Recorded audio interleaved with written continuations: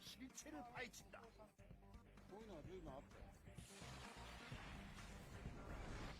일본산 수산물을 둘러싼 논란, 그 결과는 정도로 낮은 방사능이 반응 때문에 불안해하는 사람들이 늘면서 오히려 호황을 누리는 것도 있다고 합니다.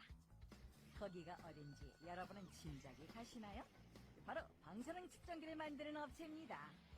최근에는 연휴에도 나와 일을 해야 할 정도로 갑자기 주문량이 늘었다고 하는데요.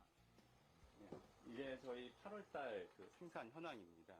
그 1일, 2일, 5일 거의 쉴 새 없이 지금 계속 생산해서 지금 출고. 보통 연초보다는 10배 정도 늘었고요. 그럼 그게 어떠한 특정 계기가 있었던 거예요? 예, 그 현재 후쿠시마 사고가 난 그 원전이 전혀 수습이 안 된다는 보도가 연일 나오고 있는 그 이후부터 대략 날짜로 말씀드리면 한 7월 15일 그 정도 이후부터 갑자기 급격히 매출이 증가하고 있습니다. 하루 평균 적게는 15대에서 많게는 25대까지 팔린다는 휴대용 방사능 측정기. 그만큼 불안해하는 사람들이 많다는 뜻일 텐데요. 그런데 이 큼지막한 물건도 방사능 측정기가 맞나요? 이 몸체가 다 납으로 되어 있습니다. 그래서 모든 부분은 다 납으로 쌓여 있고요. 센서 부분만 오직 노출이 되어 있습니다. 이렇게 전체가 납으로 구성된 통 안에 물체를 넣고 붙이게 되면은 이 안에 있는 샘플은 자연 방사선의 영향을 전혀 안 받고 오직 물체가 내는 방사선만 측정할 수 있는 장비입니다. 그럼 주로 어떤 제품들을 많이 찾으시나요? 그 일반 소비자분들께서는 일단은 사용하기 간편한 이런 휴대용 측정 장비를 많이 구매를 하고 계시고요. 예. 그 이제 진짜로 걱정이 많이 되시는 분들은 이러한 이제 정밀 분석이 가능한 식품 전용 측정 장비도 구매를 하고 계십니다. 아, 이렇게 큰 것도요? 예.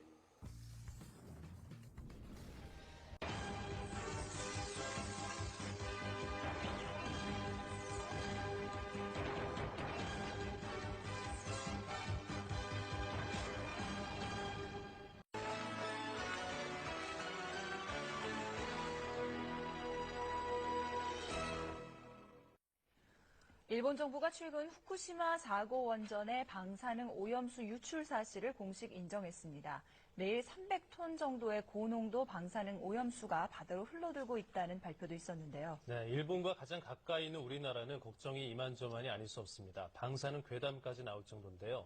이번 주 화제 포착은 전주리 아나운서와 함께합니다. 네, 방사능 공포 때문에 생활까지 바뀌고 있다면서요?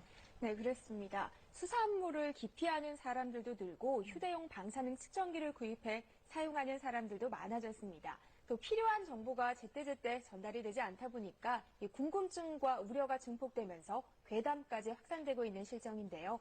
우리 사회 방사능 공포를 취재했습니다. 2011년 3월 발생한 일본 후쿠시마 원전 사고. 두해 반이 지났지만 여전히 일본인들은 방사성 물질에 공포에 떨고 있습니다. 불안감은 우리나라에까지 퍼졌는데요. 특히 수산물에 대한 공포가 큽니다.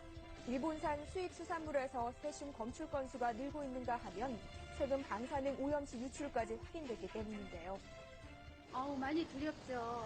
아무래도 발암물질인데 우리 몸에 안 좋다는 건 이미 누구나가 다 알고 있잖아요. 계속 인체에 쌓이다 보면은 아무래도 언제 어떻게 발견이 되고 이렇게 나타날지 모르니까 걱정도 되고 무섭기도 하고. 불안 심리는 소비 시장까지 얼어붙게 만들었습니다. 일본산은 물론 국내산 어류까지 의심해 지갑을 열지 않는다는 건데요. 소비자들의 행동에도 큰 변화가 생겼습니다. 서울에 있는 한 유치원. 원생들이 집으로 돌아간 늦은 시간, 원장 선생님이 내부 곳곳을 휴대용 방사능 측정기로 검사하고 있습니다. 요즘 조금 이슈되는 게 방사능이잖아요. 휴대용 방사능 측정기로 혹시 방사능 물질이 있는지 없는지 측정을 해보고 있는 거예요. 이뿐만이 아닙니다. 방사능 오염 식재료에 대한 보도가 이어지자 아이들이 먹을 음식을 사러 장을 갈 때도 반드시 방사능 측정기를 사용합니다. 글쎄, 이 기계로 완벽하게 안전하다고는 제가 알 수가 없지만 그래도 어느 정도 이 기계를 댔을 때 좀 안심하고 아이들한테 먹거리를 해줄 수 있는 장점이 있어서 저는 이 기계를 자주 들고 다니곤 해요. 스스로 방사능을 점검하려는 사람들이 부쩍 늘면서 실제로 인터넷 포털 사이트 등에는 방사능 측정기를 구입하거나 관련 정보를 얻으려는 사람들이 많아졌습니다. 휴대용 방사능 측정기를 제조하는 이 업체도 최근 들어 주문량이 크게 늘면서 생산 라인이 쉴 틈 없이 돌아가고 있는데요. 올해 초보다는 더 10배 정도 더 잘 나가는 거예요. 국민들이 그 경각심을 가지고 이제 최근 구매를 굉장히 많이 하고 있습니다. 주로 아이들이 있는 주부분들 많이 하시고요. 또 이거를 이용해서 일본 제품을 또 수입하시는 분들이 검사용으로 또 많이 구매를 하고 계십니다. 최근 주부들이 많이 이용하고 있는 생활협동조합에서는 아예 자체적으로 방사능 검사를 실시해 측정치를 공개하고 있습니다. 물류센터를 중심으로 수산물과 농산물은 물론이고 가공식품까지 방사능 수치를 일일이 측정하는데요. 식품이 아닌 생활용품 역시 물건이 들어올 때마다 방사능 검출 여부를 확인합니다. 생활용품 같은 경우에는 주기적으로 진행을 하고 있고요. 식품이나 그런 것들은 매일 이제 신규로 들어오거나 아니면 신상품 들어왔을 때 진행을 하고 있습니다. 방사능 측정을. 측정한 품목의 방사능 물질 결과치. 그런데 조합 측이 마련한 허용 기준치는 정부 기준보다 훨씬 엄격합니다. 소비자들은 굉장히 현명합니다. 그래서 이제는 스스로 정보를 찾고요. 그 정보의 신뢰성에 대해서도 검증을 하려고 하거든요. 저희는 그런 정보 공개 노력을 계속 할 거고요. 그리고 저희 스스로 생협의 생활제에 대한 검증도 계속 해나갈 겁니다.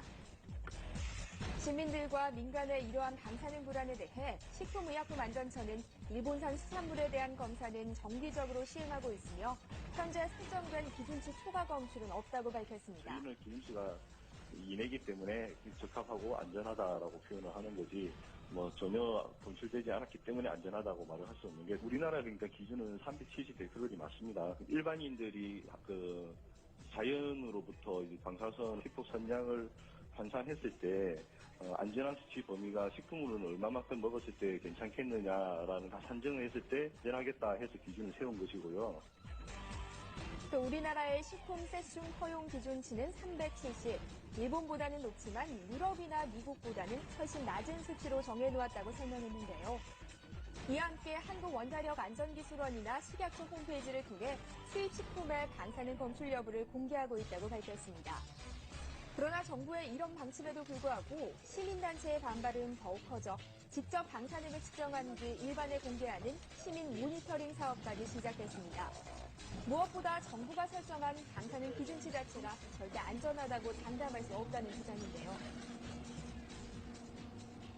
민간 차원에서 측정을 한다는 것이 굉장히 의미가 있고요. 저희가 또 이런 모니터 활동이나 감시 활동을 할 때만이 정부 정책도 훨씬 더 강화될 수 있다고 생각을 합니다.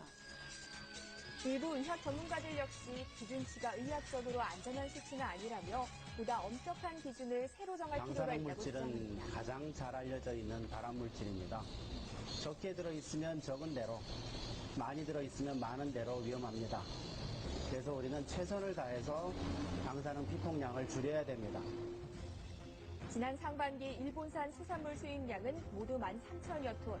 정부는 방사능 측정기기를 추가 구입하는 등 안전성 조사를 강화할 계획이지만 국민들의 방사능에 대한 공포는 쉽게 사라지지 않을 것 같습니다.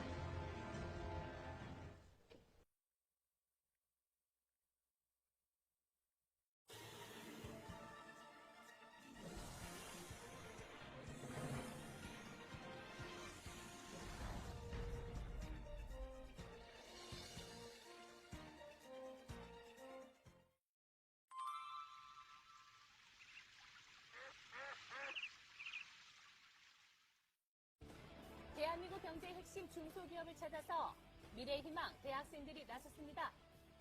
중소기업에 대한 잘못된 인식을 개선하고 우수한 중소기업을 소개하는 시간. 중소기업 대탐험 지금 출발합니다. 자, 2011년 일본을 강타한 강진으로 엄청난 인명피해가 발생을 하고 원자력 발전소가 폭발하면서 방사능이 유출되는 심각한 사고가 일어나기도 했는데요. 최근 우리나라 곳곳에서도 높은 방사능 수치가 측정이 되어 방사능에 대한 우려가 심각해지고 있습니다. 자, 이러한 방사능 수치를 쉽게 정확하게 정확하게 측정할 수 있는 방법을 알아내기 위해서 우리 학생들이 나섰는데요. 자, 오늘의 기업을 체험할 씩씩한 남학생들, 대림대학교 자동차과 1학년 정현두 군, 그리고 같은 학과 1학년 김우현 군을 소개합니다. 안녕하세요. 최근 뉴스에서 방사능이 누출된 사건이 있었는데요. 실제로 방사능이 어떻게 측정되는지 오늘 기업 체험을 통해 알아보도록 하겠습니다. 예, 경기도 성남시에 위치한 기업인데요. 학생들이 살펴보고 있는 이것이 방사능을 측정하는 제품이에요. 방사능 측정 장비라고 해서 엄청 클 줄 알았는데 그렇지가 않네? 이게 구조가 되게 간단하게 생겼네. 그런데 이거 어떻게 사용하는 거지? 그냥 이거 올려놓으면 되는 건가? 아닌 것 같은데? 그냥 이렇게 대보는 게 아닌가 혹시? 사용 방법은 아주 간단합니다. 방사능 오염이 의심되는 곳이나 그 물질에 가까이 갖다만 대시면 측정이 가능합니다. 생각보다 간단한 방법이네요. 저희 제품은 기존의 방사능 측정기가 무겁고 커서 일반인들이 사용하기 어려웠는데 저희 제품은 작고 가볍게 만들어서 일반인들이 사용하기 쉽게 만드는 제품입니다. 또한 간단한 버튼 조작과 넓은 화면으로 일반인들도 쉽게 확인하실 수 있습니다. 측정과 계측 기술을 보유한 오늘의 기업은 사용이 간편하고 편리한 방사능 측정 장비 개발에 성공을 했는데요. 자, 이러한 기술을 바탕으로 장비의 핵심 부품인 방사능 측정 센서를 국내 최초로 생산을 시작을 했습니다. 현재는 일본 수출을 시작으로 글로벌 기업으로 성장하기 위해서 노력하고 있는 아나로그 리서치 시스템과 함께하도록 하겠습니다. 장비를 제대로 알아보기 위해서 학생들이 이곳저곳을 측정기로 재보는데요. 친구 몸에 이거 왜 재는 거예요? 근데 측정은 되고 있네. 신기하네. 여기 보시면 지금 수치가 나오고 있는데 이게 왜 그런 것인가요? 예, 저희가 생활하는 환경에는 자연 방사선이라고 해서 언제나 방사선이 존재해 있습니다. 그 방사선은 태양에서부터도 오고 토양에서부터도 오고 있습니다. 지금 이 안에도 있다라는 거잖아요. 그렇죠. 보이네요, 방사선. 공기 중에 항상 측정되고 있습니다. 그럼 지금 우리가 있는 이제 일상생활에도 어느 정도의 양은 있다는 건가요? 예, 그렇습니다. 그러면 대표님, 예. 이거는 이렇게 작은데 어떤 방식으로 방사능을 측정하는 건가요? 예, 이 안에 요 방사능 마크가 있는 부분에 저희가 개발한 센서가 들어가 있습니다. 그래서 이 부분에 다음과 같이 저희 회사에서 개발한 센서가 탑재되어 있고 그 화면을 구성하고 측정하는 회로가 구성되어 있습니다. 이 부분에서 방사선을 측정하고 그 측정된 값을 이 회로를 이용해서 표현을 해주고 있습니다. 이게 방송에서 자주 나오는 세슘이라는 물질입니다. 이번 일본 원전 사고 때도 유출된 물질과 그렇죠. 동일한 예, 최근에 물질입니다. 많이 들었죠, 세슘. 여기서 감마선이 방출되고 있습니다. 미량이라 인체에는 해롭지 않지만 이 측정기를 이용해서 한번 측정해 보겠습니다. 자, 미량의 세슘의 측정 장비를 가까이 대자 예, 알람 소리가 굉장히 빠르게 나고 있는데요. 이게 혹시 무슨 소리인가요? 예, 이 센서로 감마선이 한 번씩 지나갈 때마다 다음과 같은 소리를 내고 있습니다. 그래서 이 소리가 나는 간격이 짧을수록 많은 양의 방사선이 이 측정기를 통과하고 있다고 생각하시면 됩니다. 세슘 안 좋잖아요. 뱅조라고 되어 있는데 굉장히 위험한 거 아닌가요? 예, 이 방사선 물질이 미량으로 포함되어 있기 때문에 거리가 조금만 떨어져도 방사선 양은 매우 줄어들어서 위험은 하지 않습니다. 이 방사능에 대한 깊은 지식이 없어도 측정자가 쉽고 빠르게 위험 정도를 알 수 있도록 했는데요. 방사능 물질의 양에 따라서 초록색, 노란색, 빨간색으로 변하고요. 글씨로도 표시가 됩니다.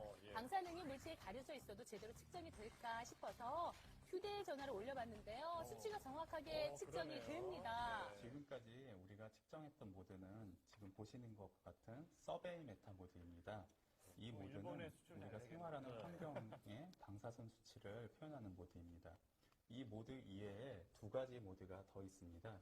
여기서 살짝 한 번 더 눌러보면 지금까지의 자신이 피폭당한 모든 방사선 양을 누적된 수치로 표현해주는 모드입니다. 그리고 한 가지 모드 더 감마 카운트라는 모드로 변화하게 됩니다. 이 모드는 표면 오염도를 측정하는 모드입니다.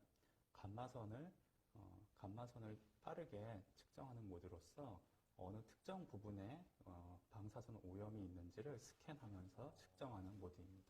그러면 우리 생활에서 안전한 방사능 수치는 얼마인가요? 태양이나 토양에서부터 오는 방사선 수치는 약 0.3 마이크로 시버트 퍼 아워 정도입니다. 어려운데요. 약 발음 잘해야 1년간 돼요, 저거. 2.4 밀리시버트 정도의 방사선 양을 피폭당하고 있다고 생각하셔도 괜찮습니다. 그리고 아까 보여드린 세슘 같은 인위적인 방사선 물질에 의해서 피폭당하는 것은 규제를 하고 있는데요. 그 양이 1밀리시버트입니다. 그래서 1년간 그 총 피폭되는 방사선 양의 기준은 약 3.4밀리시버트가 될 것입니다. 그 정도는 안전한 수치라고 생각하셔도 걱정 안 해도 괜찮습니다. 된다고 합니다. 자, 기업은 방사능의 정확한 측정을 위해서 끊임없이 기술을 개발 연구하고 있는데요. 특히 국내에서 유일하게 자체 기술로 방사능 측정 센서를 만들어서요. 오차율을 줄이기 위해서 힘을 쓰고 있습니다. 국산화하기 전에는 센서를 수입해서 사용했던 건가요? 예, 그렇습니다. 지금까지 국내에서는 외국에서 전량 방사능 센서를 수입해서 조립하는 과정에 그쳐 있었습니다. 그런데 저희 회사에서 이번에 반도체 방식을 이용한 센서를 국내 최초로 개발해서 이번 제품에 적용하였습니다. 첨단 바이오 센서 기술을 보유하고 있던 기업은 반도체를 이용한 방사능 측정 센서를 개발한 것인데요. 자체 제작으로 보다 빠르게 측정 장비를 공급할 수 있다는 큰 장점이 있습니다. 예, 이 과정은 저희 회사의 핵심적인 과정인 센서를 제작하는 과정입니다. 그런데 이거 되게 까만색을 채우는 이유가 뭐예요? 이 안에는 방사선에 의해서 발생하는 전자를 증폭하는 회로가 들어있어서 외부로부터의 오염을 방지하기 위해서 특수 플라스틱으로 밀봉하는 작업을 합니다. 이 특수 플라스틱은 전기 저항이 대단히 높아서 특수 주문한 제작품입니다. 이 안에 그러면 반도체가 또 하나 있는 거네요? 예, 그렇습니다. 그래도 강하겠네요. 예, 센서 제작이 완료가 되면요. PCB 보드를 비롯해서 장비의 구동을 위한 부품과 함께 조립을 하게 되고요. 이렇게 조립이 완성된 장비는요. 사용자가 방사능을 측정하고 그 값을 알기 쉽게 해주는 프로그램을 입력해 주게 됩니다. 완성된 보드에 제대로 작동하도록 프로그램을 입력하는 과정입니다. 프로그램을 입력해서 이 보드가 정상인지 아닌지도 동시에 확인할 수가 있습니다. 방사능을 측정할 수 있는 프로그램을 넣는 건가요? 그럼? 예, 맞습니다. 이 화면을 디스플레이하는 프로그램뿐만 아니라 방사능을 측정하는 알고리즘까지 이 안에 포함이 되어 있습니다. 자, 이렇게 완성된 제품은 특별한 과정을 거쳐야 하는데요. 아, 장비를 통 안에 놓고 가둬버리네요. 그렇죠. 예. 무슨 작업이죠, 이건? 궁금하시죠? 통 안에 이렇게 놓고 작업하는 이유가 뭐예요? 예, 이곳은 온도를 일정하게 유지하면서 기기를 교정하는 공간입니다. 교정이라는 것은 정확한 수치가 나오는지를 기기로 직접 확인하는 과정입니다. 저쪽에 보시면 검은색 기기가 놓여진 밑에 실제로 방사선을 방출하는 물질을 두고 있습니다. 그걸 이용해서 기기에 직접 방사선을 조사하고요. 그 기기가 정확하게 그 수치를 나타내는지 확인하는 과정입니다. 근데 이 가로막은 이 쇳덩어리는 뭐죠? 예, 이건 쇠는 아니고요. 납입니다. 아, 납은 통과 못하죠? 실제로 방사선 물질을 다루기 때문에 방사선이 외부로 노출되는 걸 막기 위해서 납으로 차폐를 해서 안전하게 실험을 하고 있습니다. 자, 그리고 사용자가 올바르게 측정 장비를 사용하는 것도 중요하겠죠? 네. 레이저 작업을 통해서 측정 센서의 위치를 표시를 해주고요. 제품의 보호를 위해서 비닐 포장을 하면 제품이 완성이 되는 겁니다. 자, 일본이 방사능 측정기에 대한 관심이 커지면서 기업은요, 일본 수출을 활발히 하고 있는데요. 일본 바이어들이 기업을 찾아와서 제품을 살펴보는 일이 아주 많아졌다고 합니다. 네. 이미 잘 팔리고 있군요. 그러시면 일본에 지금 수출을 많이 하고 계시는데 어떤 부분에 이제 중점을 두고 계신 건가요? 예, 일본 소비자들은 일본 제품의 성능뿐만 아니라 제품을 개발하는 데 들어간 정신까지도 보는 아주 까다로운 소비자들입니다. 그래서 많은 부분을 신경 써서 제작을 해야 됩니다. 저도 궁금한 게 있는데요. 이 제품 사용하시고